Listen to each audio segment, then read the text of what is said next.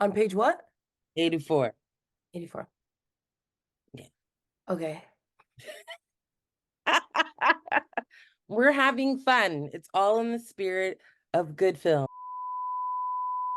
Okay. Okay. Okay. I have been a whore, you understand? Cox, for money inside me. Are you okay with that? Or is the whore thing a challenge to the desire for ownership men have? Wedderburn became much weary, sweary, and weepy when he discovered my whoring. I find myself merely jealous of the men's time with you, rather than a moral aspersion against you. It is your body, Pella Baxter, yours to give freely. I generally charge 30 francs. Seems low. Do you believe people improvable, Max? I do. As a human body can be cured of illness, so can men and women be cured of aspects. Will you marry me, Max McCandles? I will. We will need less of your tongue in the future, but overall, most agreeable. I will take a note. And have you been checked for disease? I have not, but I shall. I'm enjoying this practical love we have. Mine is also passionate, I assure you. Wonderful, wonderful. Yay! You like how my accent changed in the middle? We love to see it.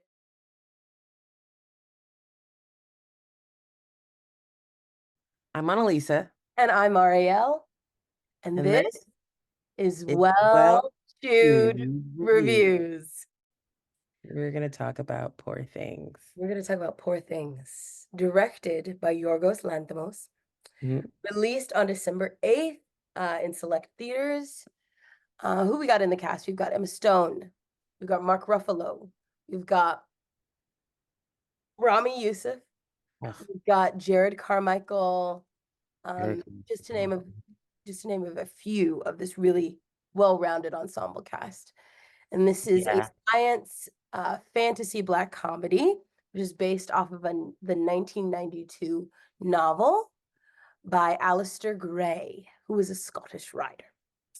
Slide us into the synopsis, Annalisa. Brought back to life by an unorthodox scientist, a young woman runs off with a lawyer on a whirlwind adventure across the continents. Free from the prejudices of her times, she grows steadfast in her purpose to stand for equality and liberation. I forgot Willem Dafoe. Willem Dafoe How is could you do that? also, I Yeah, don't that's know, bad. man. This is like the second time he's played God, which is really funny to me. Um, Beautiful cast. So I'm gonna go into my first. I haven't heard what you think of this, This is off the and you cuff. haven't heard what Yeah. I think of this. So this Yes, is and our we've been first. fighting. I have literally been waiting for a very long time. So let's I know. go. So I this is know. my first um beautiful moment or first like praise We're for gonna take the beautiful moments, and then we're gonna go into all the side eyes. yes. I Okay. loved this world. I loved the colors in this world. Yes. I Yes. loved the sounds of this world. I love how it lived within a almost in distinct time period in terms of clothing, in terms of architecture. I loved the language of this world. I fell in love with all of the ways they chose to tell this story. Yes. In terms of color, we have this childlike vibrancy to this world that was reflected, that was kind of a mirror to the ways that she was a child. So in terms of the landscape, the costume design, you can kind of see you got this idea that we've arrived in this Victorian world, right? This Yeah. Victorian English world. But in certain 100%. ways, in certain places, you see there's little seeds of futurism in it, right? Hmm.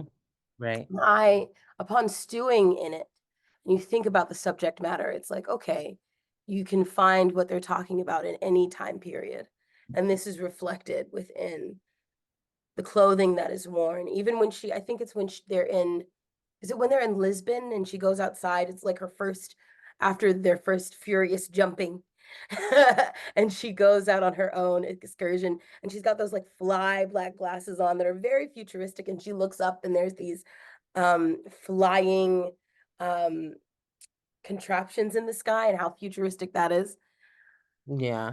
Um I just loved how they melded the idea in such a vibrant application. So vibrant. I really And then love you it. have the score that's kind of ticky-tacky and very pedestrian and very childlike. All of the ways that they built this world were They so were nominated. effective. The score was nominated for a Golden Globe. They didn't win, but the original score was definitely nominated, and I think that was well deserved. I was like, it sounded really nice too. I liked Totally, it. totally agree. Totally agree. Oh, we Okay. forgot to mention Homegirl won for Best Actress, Emma Stone. Yep. Yay! What's your first beautiful moment? Oh my God, I'm so bad at this. Okay. So I think the exact same way that you did. I think that Yorgos Lanthimos does a beautiful job of creating a magical world, Mm, and specifically the world within the scientist's house. Like I thought that I was just very much in awe of the duck dog and the dog chicken and the goat duck and the pig hen. These these little experiments that he's done just around the house, you know. I like the way that they chose to start us off in black and white, and their use of wide angle lenses and fisheye lenses and all that mostly was really effective. And the use of color from the beginning to the end. I remember thinking to myself, I wonder when this is going to change, because you knew that it was, because you have absolutely. flashbacks of Bella jumping off of, committing suicide by jumping off of something or unaliving herself. Yeah. And that's in color. And then in the house is in black and white. And I remember thinking to myself, I want to see what this house looks like. I hope that at some point we get a chance to see it in color. And when that time came at the right time, I said, yes, her world changed color, Yeah. right? Black Hmm. and white color. And then when they finally got back to London, London was in color too, with the scientist and Max McCandle sitting at the table. And I was like, yes, you know what I mean? I was really, really excited about that. So I agree with you. And that was one of my happy points. Yeah. I thought that was Are you very, proud of me? I I'm very stopped. proud of you. I thought that that was a very visceral way to track her trajectory was through Yeah. color. Yeah. Starts off with such a vibrant blue shot, like you're immediately Yes. immersed into turmoil. I with help of this really arresting score. You see her Mhm. on the edge, and the music has got you going from the beginning, and then it's right back to a different type Well, of. they get you, he gets you visually from the credits. I mean, Yeah. the credits being showed on the perimeter of the frame. There's Hmm. credits on the perimeter of the frame, and then in between acts or scenes, they have these little fantasy worlds separating them, and stills and moving pictures and beautiful artwork separating each little moment or each act. And I thought that was beautiful too. I mean, he's dope. He's freaking dope. Oh yeah, yeah, yeah. He's got a track record. He is. He's He's actually one of my favorite storytellers. nice. Okay, so my second thing I'd love to mention, I love the language of Yeah. this world. Yeah. As someone who loves, as a theater girly who loves the absurd and dabbles in the absurd, who likes Yeah. her Beckett and her her Ionesco. I loved the language of this world. I found myself when I was taking notes, just writing down all of these one-liners that just translate Yes, the so well. one-liners. One-liners. Dude, I have I have all of these things written down that in recitation are simple, but when you go back, just drive the point, just so spot on. And I wrote down, love the language. I love furious jumping. Tony McNamara. Pardon? Oh, is the No, the writer? the screenwriter is Yeah. Tony. I think it's Tony McNamara. Yeah, He Tony McNamara. he did so well. So when exploring such a broad theme, which was kind of a recurring theme for film this year, was exploring feminism, and I think we'll get into this a little later. Um, to in exploring such a broad theme, one could hit it on the head in a very kind of morally superior type of way. Like this is how you're supposed to think of it, but Mm-hmm. so subtle the ways that he's sending these messages multiple times that it is just so effective. The scene where they're in Lisbon, Bella and Mark Ruffalo's character, and she has that pastry for the first time, and he says one is enough, any more is too much. Mm-hmm. I was like, that's such a simple line, but this is it goes. It's such a recurring theme throughout the whole thing is her want for more, and Yes. these men constantly saying, "No, that's enough, that's enough, that's enough," and she's like, "All right, well, I'm gonna go find it for myself." And after he falls asleep, she ends up going and getting it for her own. Um, and then just the funny, just the multiple funny. It was funny. It was Oh, this really movie funny. was hilarious. It She was she hilarious. touched my hairy business. It's funny as hell.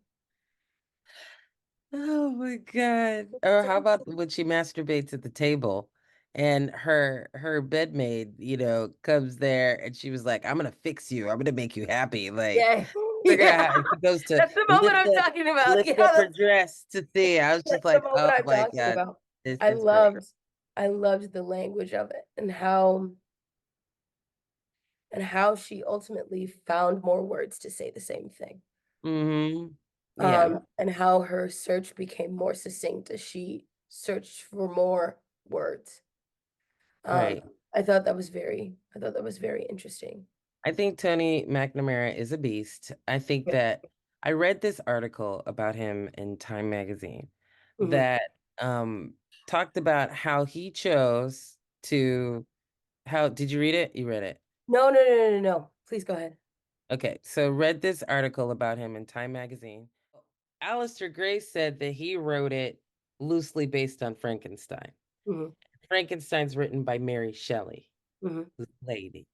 mhm, So Tony McNamara said that when he wrote it, he chose to use parts of Mary Shelley's life as mm. parts of Bella, or just parts of her story within the story itself.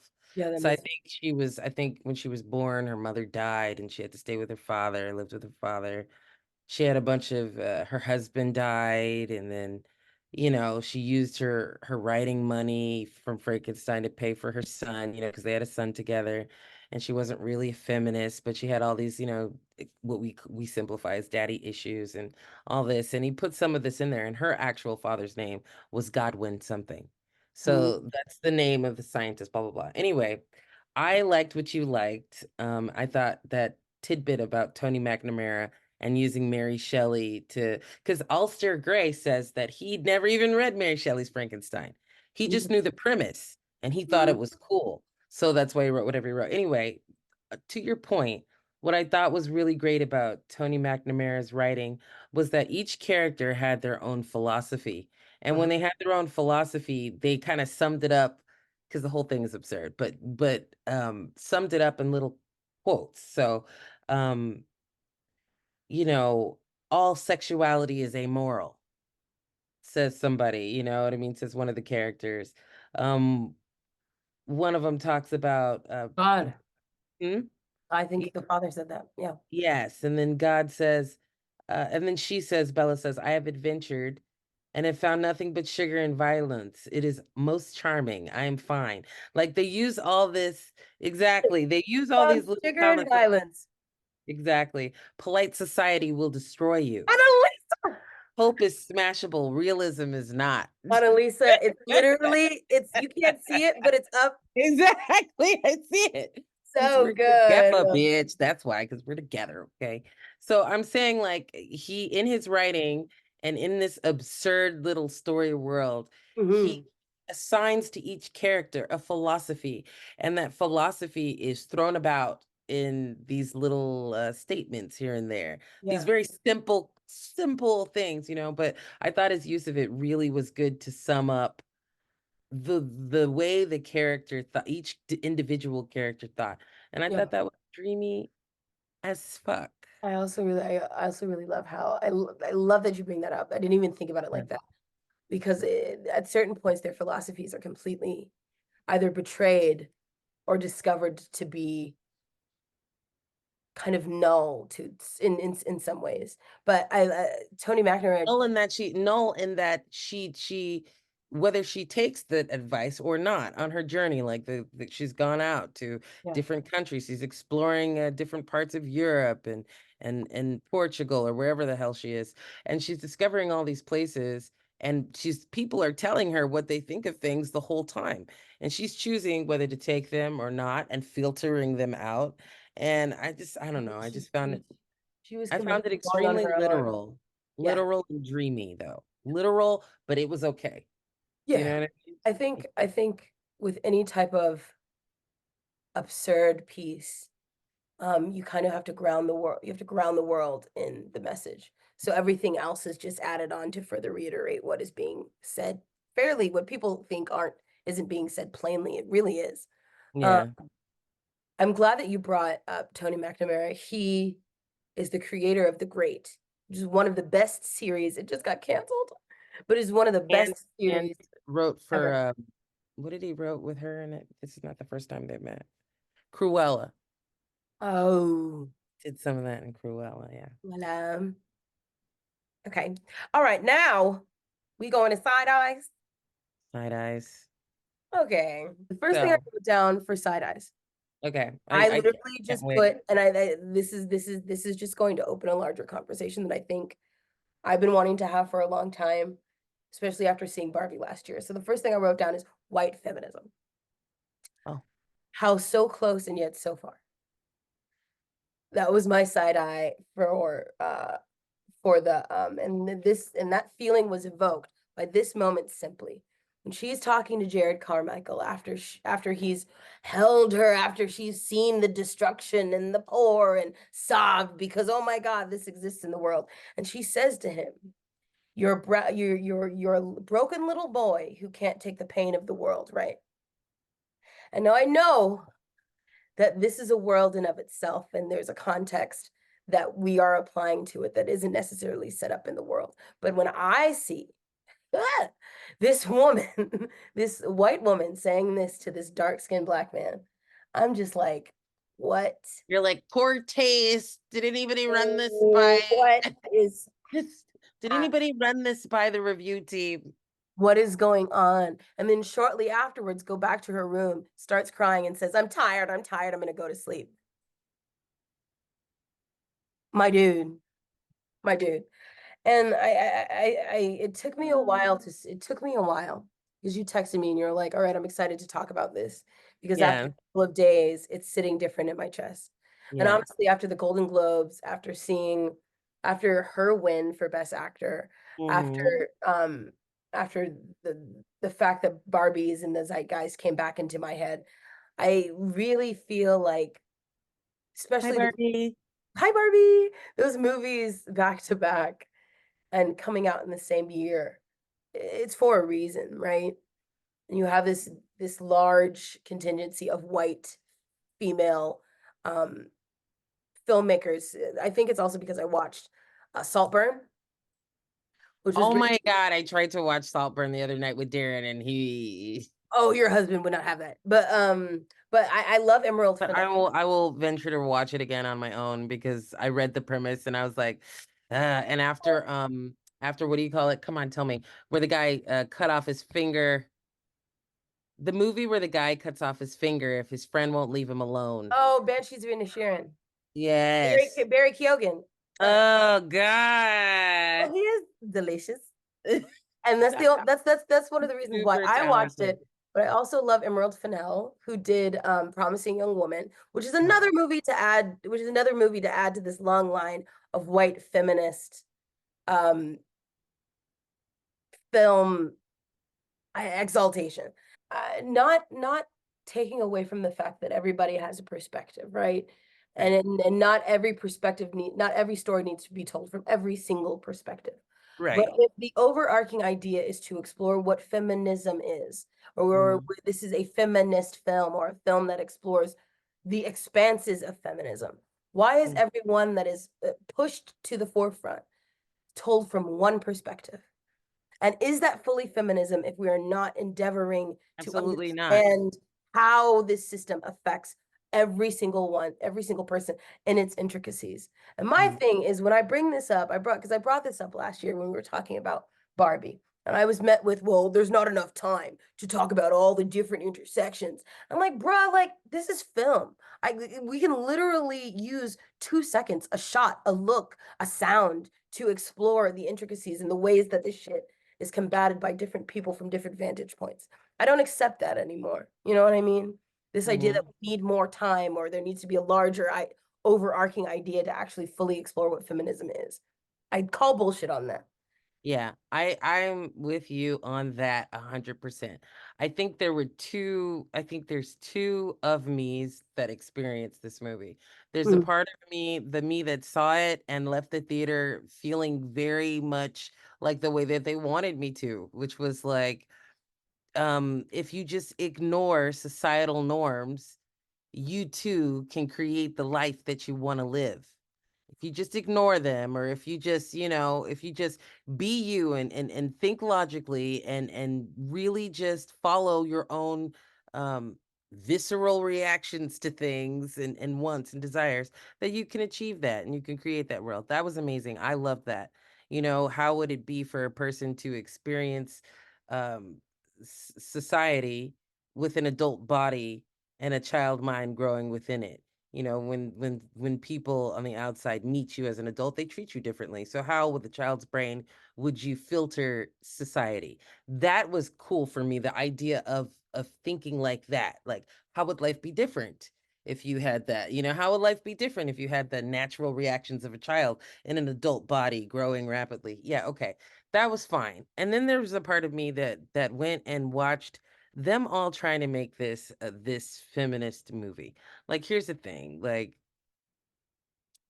there are parts in the movie that get the, interactions between men and women spot on. Oh They're yeah. they're the need for men to own you, the need for women Ooh. the need for you to be legitimized through marriage, or legitimized through anything, or to, you know, for a man to think it's horrible that you had sex with someone else. I mean, she challenges him being like, "Oh, so you don't like me anymore because I did that?" Like, I'm like, I don't get how that works. So they got some of that right.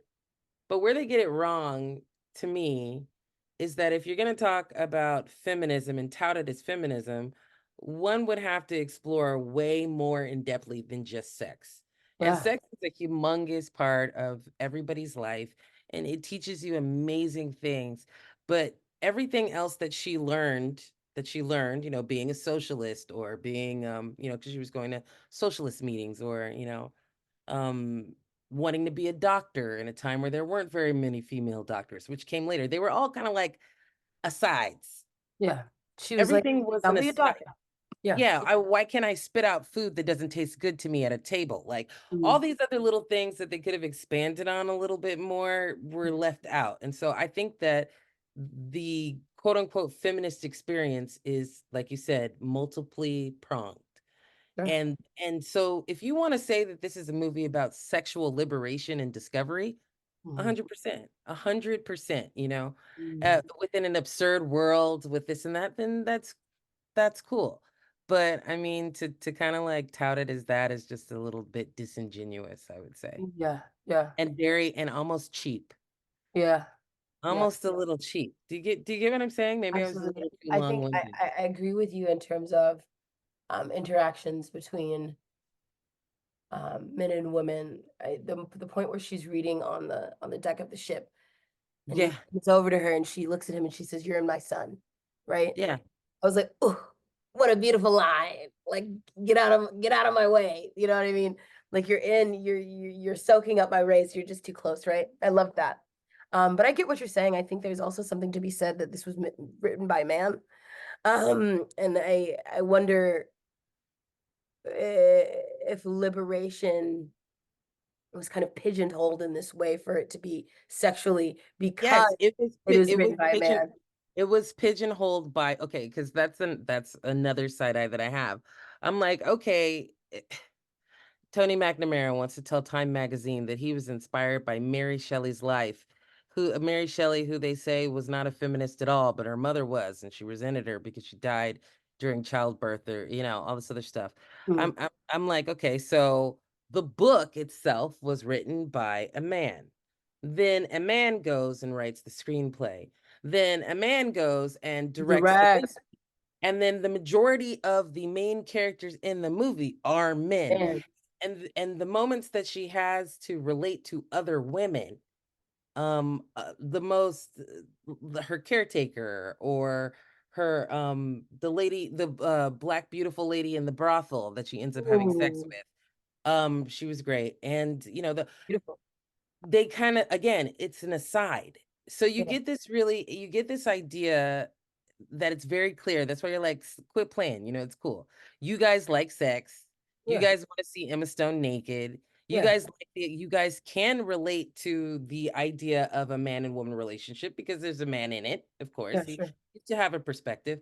But to call it a feminist movie would be a fucking joke. I mean, it would be like maybe pieces of it relate, of course. But I mean, yeah, let's not do that. Yeah, I hear you. Let's not do that. But I enjoyed it. I thought it was a good movie for what it was. It left me on a high when I walked out of there. I mean, I was very, very happy. Um, I think that a shallow part of me, and this is gonna sound stupid, and maybe this just speaks to the misogyny in me, Yeah. but I wished McCandles could have gotten the girl. I wanted a moment where McCandles got the girl because he was the only one in the movie that accepted That's her for it. who she was. It didn't matter whether she was exclusively with him. Yeah. He didn't care whether she was with someone else, except for, Yeah. I being think jealous, I think when you put it through the lens of when you put it through the when you really zoom in on the filters, right? You've Yeah. got this book that was written by a man who was adapted That's by a what I'm man, saying. directed by a man. That's still another trope of like nice guys finish last. You know what I mean? Like doesn't, yeah.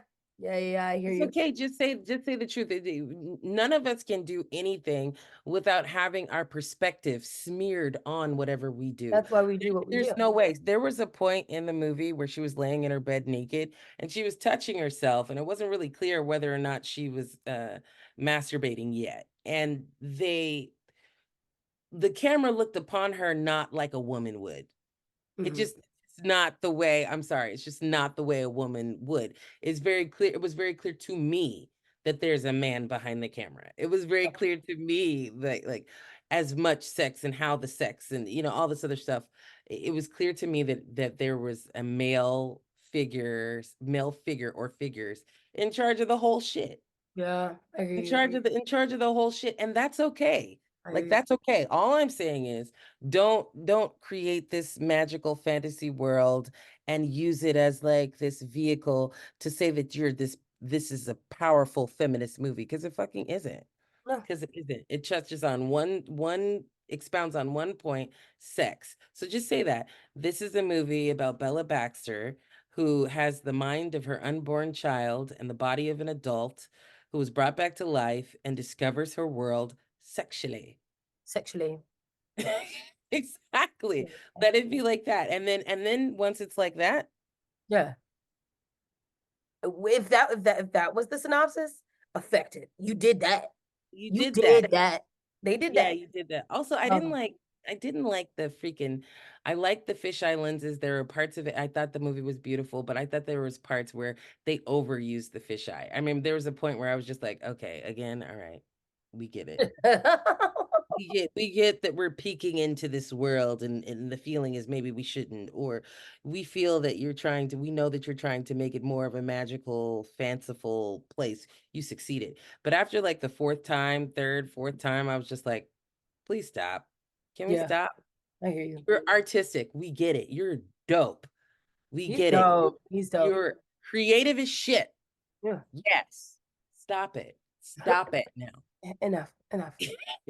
Get off me, sir. You Yeah, know what I mean? enough. God. Okay, so with all that being said, what are we rating it? What are if we're going from 1 through 5, 5 being the best, what are we rating it and why? You want me to start? Yeah, I'll start. Okay, I think I will give this a solid 4. I'll give it a 4. I'm gonna give it a solid 4. I'll give it a Okay. solid 4. I had a good time. I had a good Oh, time. yeah, I I did. I laughed. thought it was funny. It was so funny. Thought it was funny. I thought it was heavy-handed without it being too preachy. Um, Yeah. I thought it brought together an ensemble of actors that you would never normally expect. Fucking bless Mark Ruffalo for trying some shit. Mark Ruffalo tried some shit. Can I say just straight up, I've always had a teeny tiny little Why crush on Mark wouldn't Ruffalo. you? Like Why always, wouldn't always. you? He's nice. And to see him as this completely different person than we've ever seen him before, Yes. and to see him stretch himself, and also to see his character, Wedderburn, start to slowly unravel into a Unravel. crazy. Bella! We love the streetcar named He Desire was moment. He was joyful. He was just freaking joyful. When I saw him do this, this this character, I remember thinking to myself, "Oh man, I'm so happy. This is I so am great." too. I feel like it's something because I was watching some interviews. I love watching him. I love watching Ali Plum, who's the he's the film interviewer for BBC One. Oh, And he had an interview with Willem Dafoe and Mark Ruffalo, and Mark Ruffalo was talking about how he's never really got to play a character like this, and how he was nervous, and how he thought Oscar Isaac was gonna come and replace him any day now. yeah. I was like, you know what, dude, like you tried some shit, and that's So what this good. that's what And this is he all did for. great. He I did thought he good. did great. I thought he He did did. great. What I his main complaint was his accent was shoddy. But the thing is, you don't. This dude is selling lies. He's selling bullshit. And so if that's the basis from where this character comes from, having an accent that goes in and out, no, don't know where this guy comes from, it worked. I It thought did it work. worked. Also love their dance that they had. I mean, Oh yeah, the dance, I remember I have on my notes, the dance. I'm sitting up in my seat now. I have that written down on my notes. So I was just like, okay. And then there was this person in front of me. What I love so much about the movie experience, because I saw it on my own, mm, what I loved is that I had somebody sitting in front of me, this man sitting in front of me, and we were just here with like, I was behind him, he was in front of me, but we were here, we were watching this movie together. Bitch, uh, we was together.